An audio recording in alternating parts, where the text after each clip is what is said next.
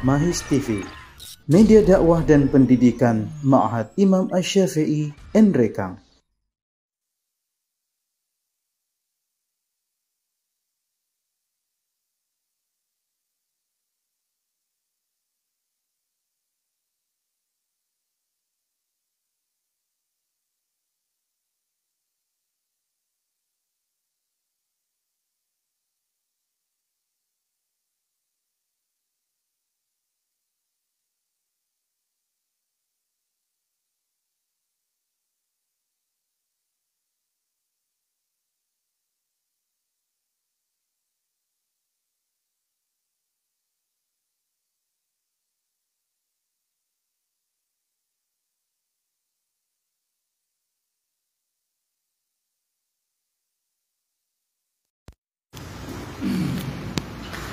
Jemaah sekalian, semua kita senantiasa dirahmati dan dimuliakan oleh Allah Subhanahu wa taala. Alhamdulillah, pada malam hari ini kita kembali melanjutkan pembahasan kita pada kitab Riyadhus Shalihin,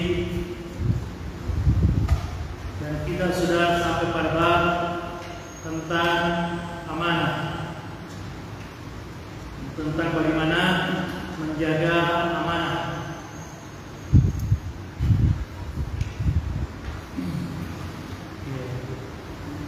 Hadis yang ketiga pada bab ini, wa an Hudzaifah wa Abi Hurairah radhiyallahu anhuma qala, diriwayatkan dari Hudzaifah dan juga dari Abu Hurairah, semoga Allah Subhanahu wa taala meridai keduanya. Mereka berdua berkata, qala Rasulullah sallallahu alaihi wasallam, yajma'ullahu tabaraka wa ta'ala nas, bahwasanya Allah Subhanahu wa taala mengumpulkan manusia. Ya. Nah, ini dikumpulkan manusia merupakan kejadian yang terjadi di Yaumul Mahsyar, ketika telah terjadi kiamat kubra, kiamat besar, hancurnya langit dan bumi.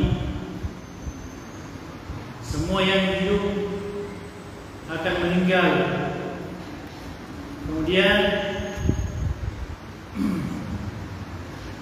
ditiup sangkakala yang merupakan bukti hari kebangkitan. Maka manusia yang sebelumnya telah meninggal dunia kembali dihidupkan oleh Allah Subhanahu wa taala, kembali dibangkitkan, kemudian dia dikumpulkan di suatu tempat yang disebut dengan mahsyar. Mulai dari manusia yang pertama lahir, mulai dari manusia yang pertama diciptakan oleh Allah Subhanahu wa taala, yaitu Nabiullah Adam alaihi salatu wassalam, sampai manusia yang paling terakhir lahir di muka bumi ini. Dikumpulkan semua dalam suatu tempat, dalam suatu tanah yang datar, yang disebutkan seperti lempengan roti, tanah datar yang berwarna putih. Sana manusia dikumpulkan mulai dari manusia yang pertama sampai manusia yang paling terakhir.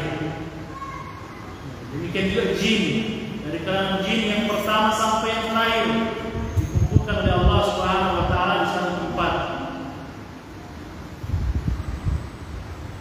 Manusia dikumpulkan tanpa beralas kaki,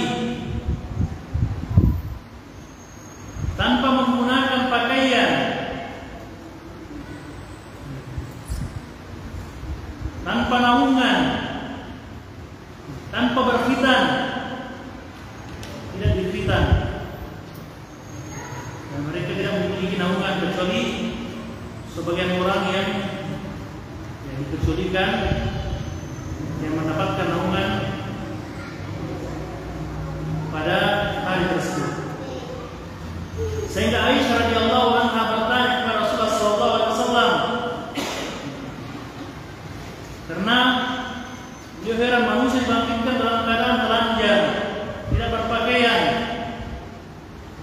Maka bertanya Rasulullah, apakah pada hari itu laki-laki dan wanita saling memandang aurat mereka? Karena mereka dibangkitkan tidak berpakaian, karena memiliki busana. Apakah mereka tidak saling memperhatikan satu sama yang lain? Maka Rasulullah SAW menyebutkan bahwa urusan pada hari itu merupakan urusan yang sangat berat. Sampai berat urusan tersebut tidak ada yang memperhatikan masalah-masalah yang seperti yang disebutkan atau seperti yang ditanyakan oleh Aisyah radhiyallahu anha, ummul mukminin. Semua orang sibuk dengan urusan yang berat.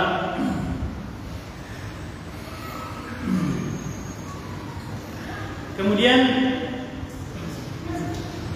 Al-Imam Ibnu Katsir menyebutkan bahwasanya manusia berkumpul di pada masa sekitar 70 tahun.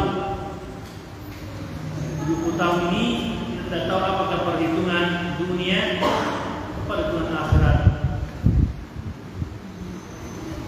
Karena kalau perhitungan akhirat disebutkan dalam riwayat inna yauman inda rabbika ka'alfi sanatin mimma ta'udun. Sesungguhnya satu hari di sisi Rabb kalian seperti 1000 tahun dalam perhitungan kalian. Seperti 1000 tahun dalam perhitungan kita. Sebenarnya menyebutkan bahwasanya mereka di sana selama 300 tahun. Ada yang menyebutkan selama 4.000 tahun. Mereka berdiri tidak berbicara. Dalam kondisi seperti itu. Dan mereka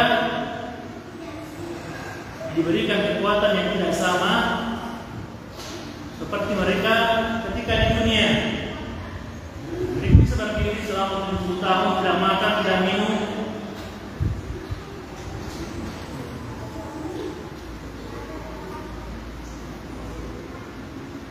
Dan matahari didekatkan di atas kepala dengan jarak 1 mil. 1 mil ini, apakah 1 mil jarak atau disebutkan 1 mil seperti batang untuk celak? Biasa ada celak yang ada batangnya sekitar 5 cm yang dimasukkan ke dalam celak, kemudian dipakai untuk mencelak mata. Itu juga namanya mil. Kata Syekh Utsaimin, mil apapun yang dimaksud, apakah mil dengan jarak seperti kilometer yang dimaksud 1 mil, ataukah mil celak, semuanya dekat. Ya, sekarang saja jaraknya matahari yang sangat jauh dari bumi itu tidak bisa merasakan bagaimana panasnya, apalagi ketika didekatkan sejauh 1 mil. Maka pendekatan seperti itu, kata Syekh, manusia akan terbakar. Tapi tidak terbakar. Kenapa? Karena dia diberikan kekuatan ketika telah dibangkitkan, tidak seperti kekuatannya ketika di dunia. Dia kan ini, dia berdiri 70 tahun misalnya, tidak makan, tidak minum, menanti keputusan mereka si Allah Subhanahu wa taala.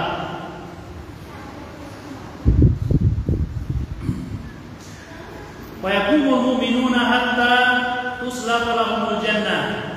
Maka berdirilah orang-orang yang beriman sampai didekatkan kepada mereka surga.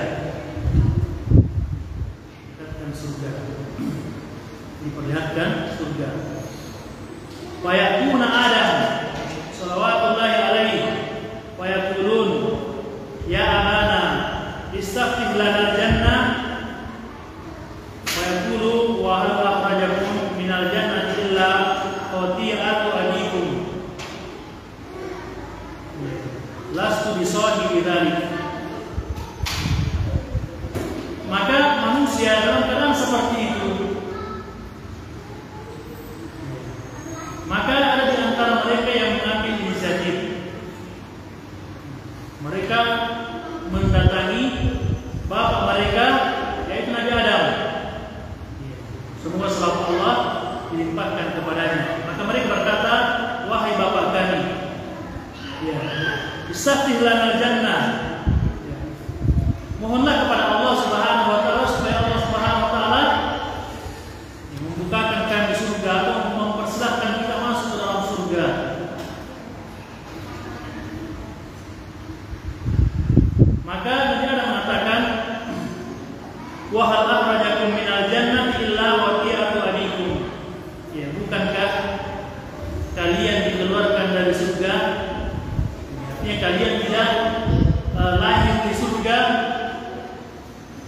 disebabkan karena kesalahan bapak kalian, disebabkan karena kesalahan yang saya lakukan. Di surga saya diberikan berbagai macam kenikmatan, cuma ada satu larangan.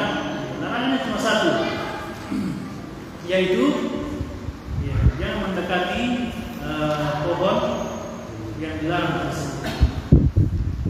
Dan itu dilanggar. Maka ketika didatangi oleh manusia, maka Nabi Adam mengatakan, lastu bisahibi dzalik, saya tidak berwenang dalam masalah tersebut. Saya tidak pantas untuk meminta kepada Allah Subhanahu wa taala supaya kita dimasukkan ke dalam surga. Idhabu ila ibni Ibrahim Khalil. Ya, pergilah kepada anakku yaitu Ibrahim Al-Khalil. Ya, dalam riwayat lain disebutkan bahwa Nabi Adam memerintahkan mereka kepada Nabi Nuh. Atau di sini disebutkan langsung kepada Nabi Ibrahim.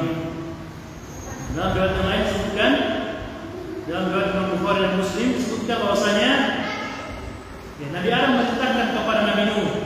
Maka disampaikanlah kepada Nabi Nuh, wahai Nuh, engkau merupakan rasul yang pertama. Disampaikan kepada Nabi Nuh. Maka Nabi Nuh juga mengatakan, saya tidak berwenang dalam masalah tersebut. Lastu bisahibi dzalik, saya tidak berwenang dalam perkara tersebut. Pergilah kepada Nabi Ibrahim. Maka manusia pun berangkat kepada Nabi Ibrahim. Qala fayakuna Ibrahim fayaqul lastu bisahibi dzalik. Ibrahim juga mengatakan, saya tidak berwenang dalam masalah itu. Dalam riwayat yang lain disebutkan bahwa Nabi Ibrahim mengatakan bahwa dulu di dunia saya pernah berdusta. Jika ditanya siapa yang menghancurkan berhala-berhala, maka Ibrahim menunjuk kepada berhala yang paling besar. Tanya kepada berhala yang paling besar. Karena Ibrahim hidup dalam dunia kesyirikan. Dia menghancurkan berhala-berhala Raja Namrus ketika Raja Namrus keluar bersama para tentaranya.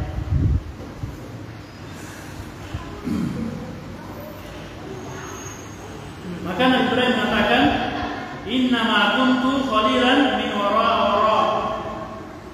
Saya ini kekasih, tapi kedudukan saya masih di belakang. Saya tidak sampai derajat tersebut yang pantas untuk minta kepada Allah Subhanahu wa taala supaya dibukakan pintu surga. Imanu ila Musa alladzi kallama Allah taklima. Pergilah kepada Nabi Musa yang merupakan orang yang pernah diajak langsung berbicara oleh Allah Subhanahu wa taala. Berangkatlah kalian kepada Musa. Fayakuna Musa fayaqul lastu bisahibi dzalik. Musa mengatakan, saya tidak berwenang dalam masalah tersebut. Saya tidak pantas untuk meminta kepada Allah supaya dibukakan pintu surga. Dalam riwayat lain Nabi Musa mengatakan bahwa dia pernah membunuh jiwa ketika di dunia. Maka Nabi Musa mengatakan, idhabu ila Isa kalimatillahi wa ruhi. Berangkatlah kalian kepada Nabi Isa yang merupakan kalimat Allah dan ruh darinya. Wa yaqul Isa lastu bisahibi dzalik. Isa juga mengatakan, saya tidak pantas, saya tidak berwenang dalam perkara tersebut. Wa yakuna Muhammadan wa yaqumu wa yu'thar lahu. Maka manusia mendatangi Nabi Muhammad sallallahu alaihi wasallam. Maka Nabi Muhammad berdiri dan diizinkan kepadanya. Dalam riwayat lain mereka datang kepada Rasulullah SAW dan mengatakan, ya Rasulullah, engkau merupakan Nabi yang terakhir. Engkau merupakan manusia yang telah diampuni dosa baik yang telah lalu maupun yang akan datang. Maka lihatlah kondisi yang menimpa kami saat ini. Lihatlah penderitaan yang menimpa kami saat ini.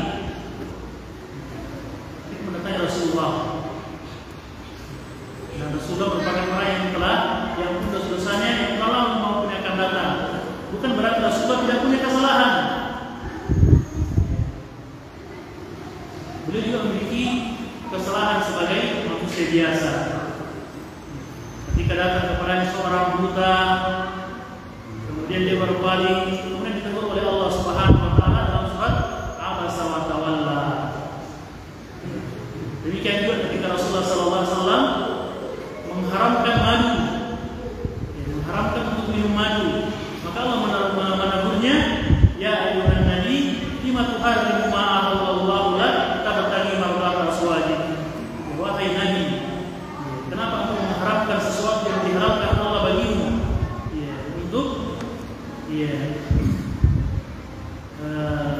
mendapatkan keridhaan istri-istrimu.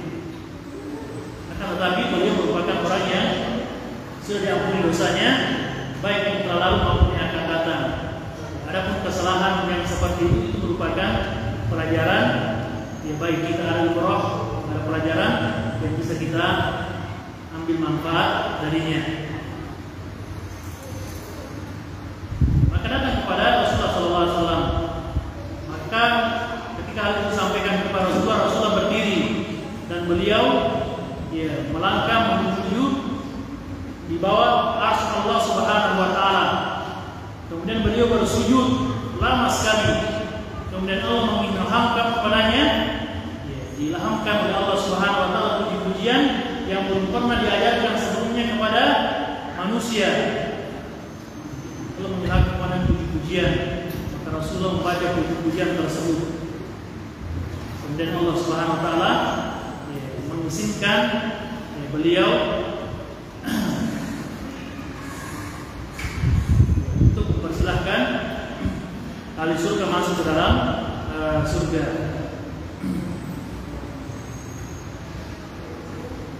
Kemudian di sini, di Yaum Mahsyar ini berkumpul banyak sekali penderitaan.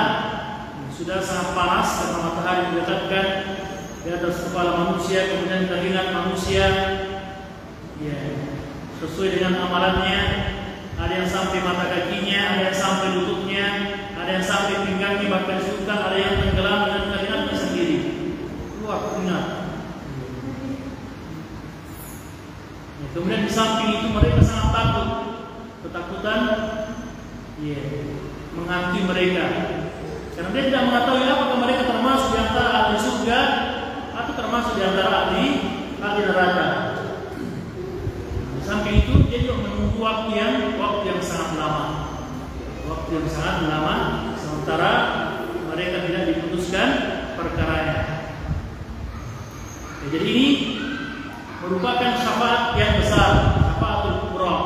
Disebutkan sebagai syafaatul kubra karena ini bermanfaat baik bagi orang-orang yang beriman maupun bagi orang yang kafir. Dengan diputuskannya perkara mereka. Dan syafaat jemaah sekalian, ini murni milik Allah Subhanahu wa taala. Di dalam ayat disebutkan, "Qulillahi syafa'atu jami'a." Katakanlah akan milik Allah Subhanahu wa taala syafaat itu semuanya. Maka Allah Subhanahu wa taala yang memiliki syafaat. Dan tidak ada yang bisa memberikan syafaat selain Allah Subhanahu wa taala, kecuali kepada orang-orang yang diizinkannya. Seperti disebutkan dalam Al-Qur'an, "Alladzi yashfa'u indahu illa bi'idznih." Tidak ada yang bisa memberikan syafaat kecuali dengan izin Allah Subhanahu wa taala.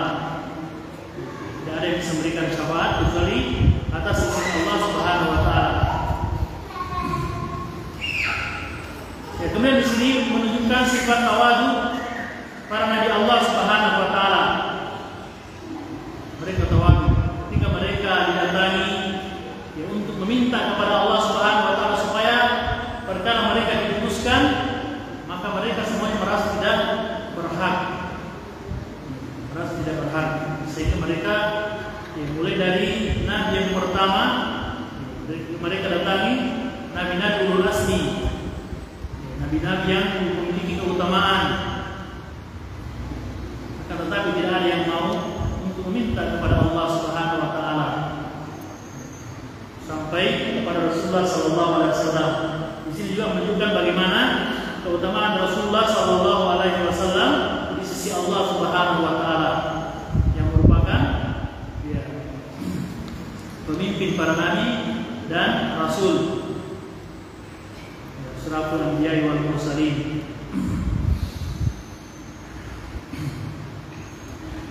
Ya, kemudian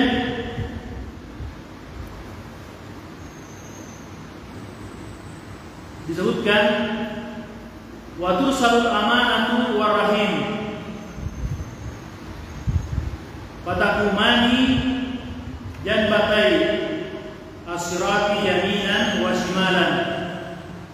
Kemudian ya, sifat amanah dan silaturahim ya ini ya didatangkan, kemudian berada di dua sisi asyraf, ya, di sebelah kanan dan kiri asyraf. Ini amanah, al-amanah dan ar-rahim. Maka hadis ini menunjukkan bagaimana keutamaan ya, al-amanah dan ar-rahim. Bagaimana menjaga amanah dengan baik dan bagaimana menjaga silaturahim. Dan ini merupakan perkara pokok amalan yang sangat utama yang bisa menyelamatkan seseorang di akhirat.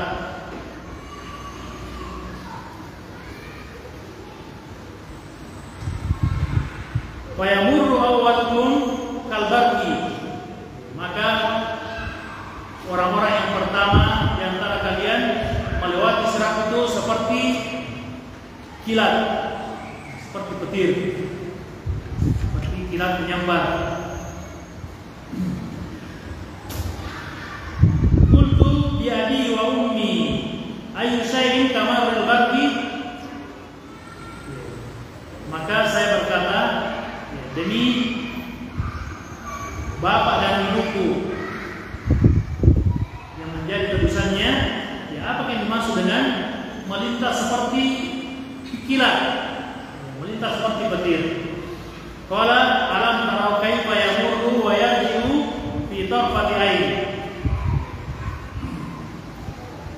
Jadi dia itu melintas, ya, pergi dan kembali seperti kedipan mata. Hanya berkedip sebentar, di mana mata berkedip hanya sebentar sekali, berkedip dia melewati asyraf. Ya, asyraf ini merupakan ya salah satu seperti jembatan yang dibentangkan di atas neraka Jahannam yang akan dilewati setiap manusia untuk masuk ke dalam surga. Dan di sini ukuran kesuksesan. Di sini ukuran kesuksesan orang bisa melewati sirat. Karena dalam surah Al-Baqarah disebutkan, "Faman susya 'anil nar wa udkhilal jannah faqad faz." Barang siapa yang selamat dari neraka, dia tidak jatuh dari sirat. Dia berhasil melewati sirat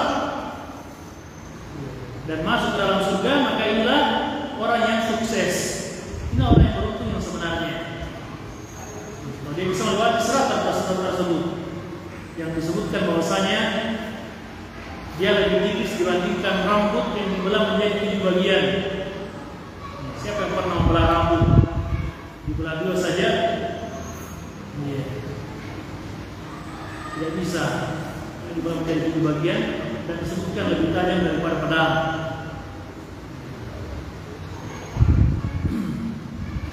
Dan orang yang pertama melewati seperti sambaran kilat yang menyambar. Kemudian summa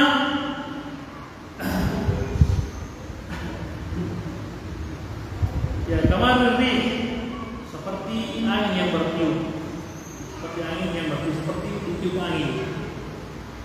Ya, summa kamar thair, seperti burung yang terbang,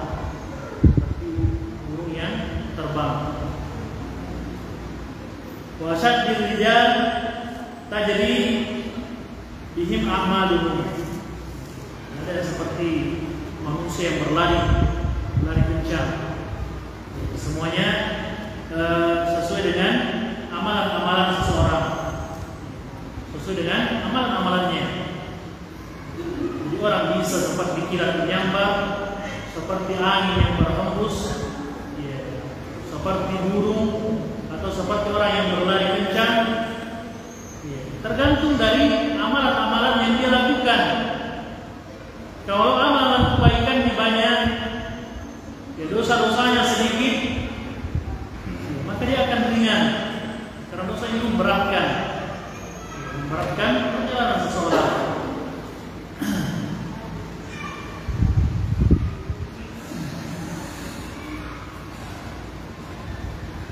Ya. Wa nabiyukum qaiman, ya, qaimun ala sirat. Dan nabi kalian ya berdiri di sisi sirat, di ujung sirat. Yaqulu rabbi sallim sallim. Ya, dia senantiasa berdoa.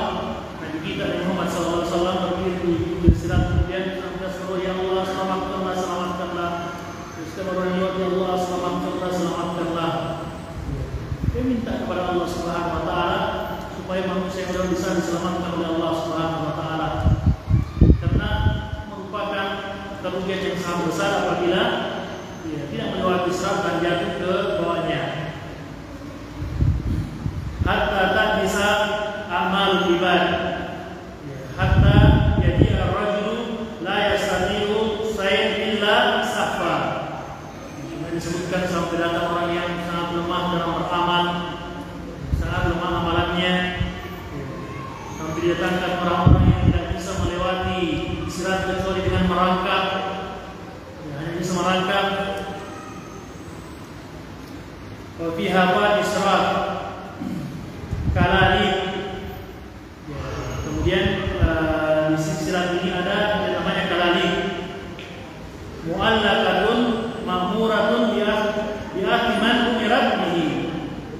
Ada namanya kalali yang ini tergantung seperti apa namanya jangkar yang mengait, yang akan mengait orang yang melewati sirat yang diperintahkan untuk diambil. Yang diperintahkan untuk diambil. Famahdusun najin. Ya, sehingga ada orang yang luka-luka dan tetapi selamat. Dia mungkin tersambar kalali ini, tersambar, terluka-luka, tapi akhirnya selamat juga.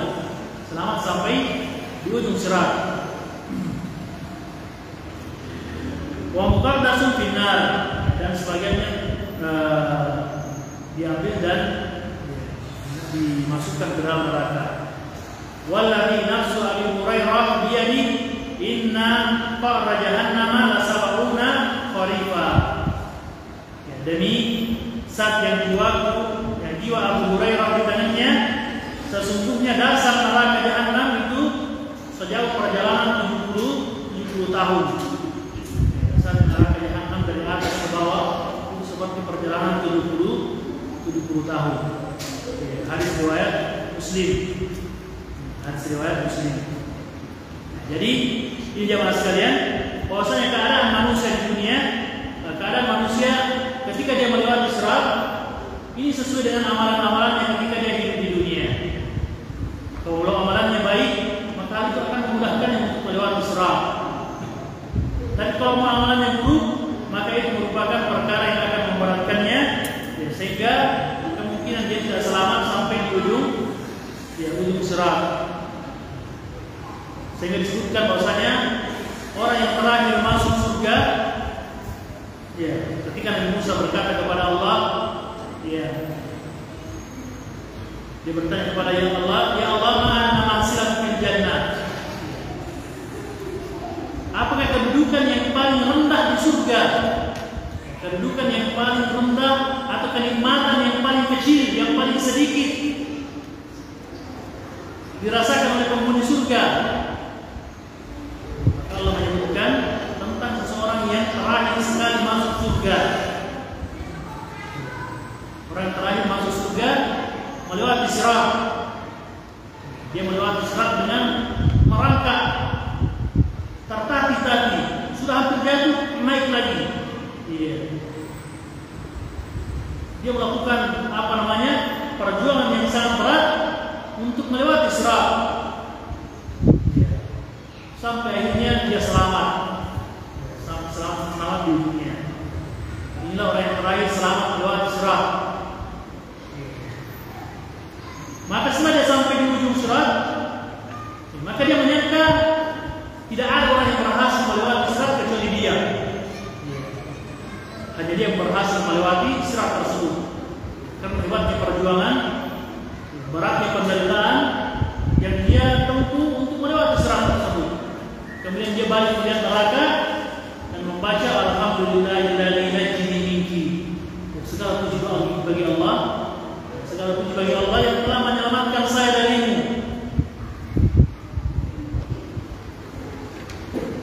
Maka setelah dia selamat, dia melihat pohon yang rindang. Dia mengatakan, ya Allah, biarkan saya berteduh di bawahnya, makan dari buahnya, minum dari airnya. Maka Allah mengatakan kepadanya, apakah engkau akan meminta? Ya, setelah aku berikan hal tersebut, dia mengatakan, tidak ya Allah, saya tidak minta lagi. Maka dia dipersilahkan untuk menikmati pohon tersebut. Kemudian setelah dia menikmatinya, Allah mendekatkan lagi pohon yang kedua, diperlihatkan pohon yang kedua yang lebih indah daripada pohon yang pertama. Dia minta lagi kepada Allah, ya Allah, izinkanlah saya untuk bernaung di bawahnya, makan dari buahnya, minum dari airnya. Allah bertanya lagi, bukankah setelah aku katakan tidak akan meminta lagi? Setelah aku berikan, maka dia mengatakan tidak ya Allah. Bukan dia berdusta, akan tapi karena keindahan pohon yang pertama menyebabkan dia lupa dari apa yang dia ucapkan. Maka Allah mengizinkan lagi untuk dia menikmati pohon yang kedua. Kemudian setelah menikmati pohon yang kedua, Allah memperlihatkan lagi pohon yang ketiga. Sehingga dia telah meminta lagi kepada Allah. Setelah diberikan pohon yang ketiga, maka pohon yang ketiga tersebut sudah dekat dengan pintu surga.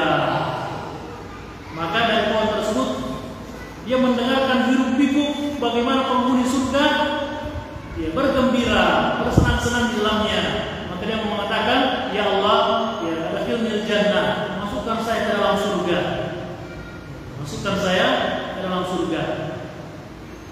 Maka Allah pun memasukkan dia ke dalam surga.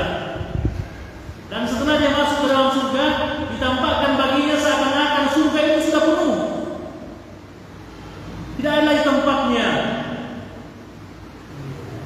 Bidadari sudah habis dibagi. Maka dia menyampaikan perkaranya kepada Allah Subhanahu wa taala. Maka Allah menyampaikan kepadanya, bagaimana kalau saya berikan kepadamu kenikmatan seperti kenikmatan raja yang paling hebat di dunia. Maka dia mengatakan, saya mau ya Allah. Kalau mengatakan, saya tambahkan lagi kepadamu. Setelah itu Allah Subhanahu wa taala mengatakan kepadanya, Atamanni ya abdi, berangan-anganlah wahai hambaku. Berangan-anganlah. Maka dia diperintahkan untuk berangan-angan. Maka dia minta kepada Allah, ya Allah, saya ingin begini. Saya ingin juga begini, saya ingin begini. Maka Allah mengatakan, itu untukmu, itu untukmu.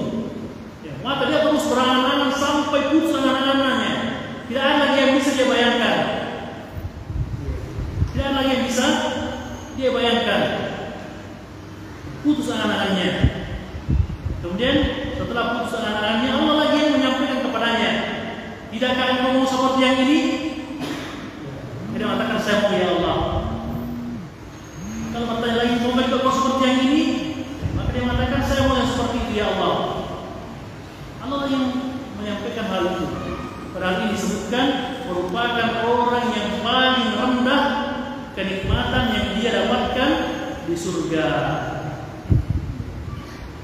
Ini merupakan orang yang paling rendah kenikmatannya di surga. Padahal dia sudah mendapatkan apa yang sudah habis dia mengenangnya, sudah habis yang bisa dia bayangkan kenikmatan tersebut. Ditambah lagi apa yang ditawarkan oleh Allah Subhanahu wa taala. Maka ini kenikmatan yang paling rendah surga.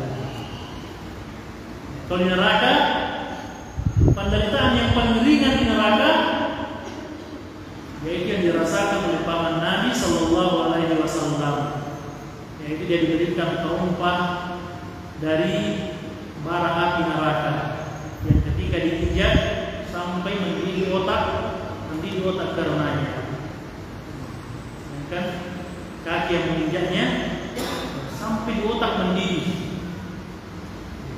dan ini merupakan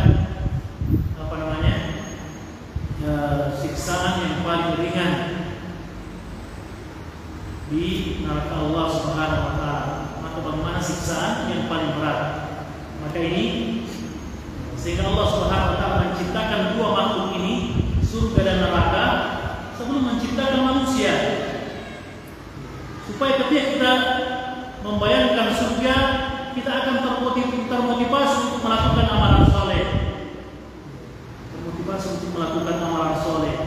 Mudah-mudahan Allah Subhanahu wa taala masukkan kita ke dalam surga. Kita diperintahkan untuk minta surga. Dan Rasul mengatakan, apabila engkau minta surga yang paling tinggi. Artinya bukan hanya sekedar minta, tapi berusaha beramal yang terbaik. Jangan mintanya surga yang paling tinggi, tapi amalannya tidak diperhatikan, hanya sekedarnya saja. Yang penting selesai, yang penting sudah sholat, mau diterima atau tidak itu urusan di belakang. Kita harus berusaha sungguh-sungguh agar ibadah yang kita lakukan diterima di sisi Allah Subhanahu wa taala. Demikian juga dengan adanya neraka, jika kita mengingat neraka, maka kita akan merasa takut kepada Allah Subhanahu wa taala, sehingga kita berlindung dari neraka. Ini disebutkan dalam hadis, barang siapa minta surga 3 kali, maka surga akan berkata, ya Allah, masukkan dia ke dalam surga. Dan barang siapa yang meminta perlindungan dari neraka 3 kali, maka neraka akan minta kepada Allah, ya Allah, jauhkanlah dia dari neraka. Ini mungkin jamaah sekalian yang bisa kita sampaikan pada kesempatan malam hari ini. Di hadis ini menjelaskan bagaimana tentang kejadian yang akan terjadi pada mahsyar. Dan setelah manusia di padang mahsyar, kemudian dia akan melewati sirat sampai dimasukkan ke dalam surga. Kemudian nanti setelah penghuni surga masuk dalam surga, masih ada syafaat penghuni surga kepada penghuni neraka. Jadi persilakan untuk mengeluarkan saudara-saudaranya dari neraka yang memiliki keimanan. Ada syafaat orang-orang soleh, penghuni surga kepada penghuni neraka. Kemudian setelah semuanya memberikan syafaat, maka Allah Subhanahu wa taala yang terakhir kali mengeluarkan dari neraka banyak sekali penghuni neraka yang sudah gosong, yang sudah menjadi arang. Penghuni neraka yang masih memiliki keimanan, meskipun hanya sangat sedikit, dikeluarkan oleh Allah Subhanahu wa taala dari neraka, kemudian dicelupkan di sungai di dekat surga yang disebut dengan sungai Al-Hayah, sungai kehidupan, sehingga dia tumbuh seperti benih. Kemudian dia dimasukkan ke dalam surga Allah Subhanahu wa taala. Ini menunjukkan bagaimana sifat kasih sayang Allah Subhanahu wa taala kepada hamba-hambanya. Kita lanjutkan pembahasan kita, dan waktu kita sudah masuk. Subhanallah wa bihamdihi, la ilaha illa anta, astaghfiruka wa atubu ilaik.